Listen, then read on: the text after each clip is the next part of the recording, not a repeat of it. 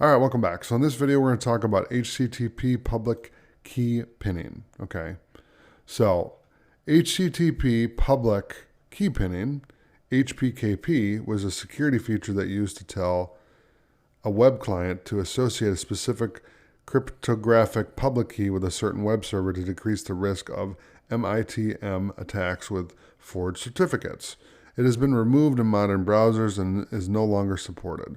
To ensure that this authenticity of a server's public key used in TLS sessions, this public key is wrapped into a X.509 certificate, which is usually signed by a certificate authority, CA. Web clients such as browsers trust a lot of these CAs, which can all create certificates for arbitrary domain names. If an attacker is able to compromise a single key, then they can perform MITM attacks on various TLS connections.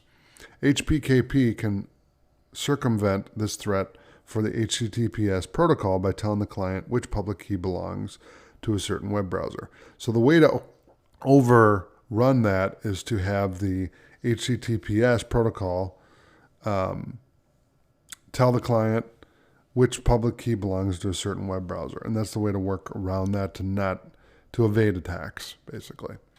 Okay, so that is the public key pinning. So thanks for watching. I'll see you in the next video.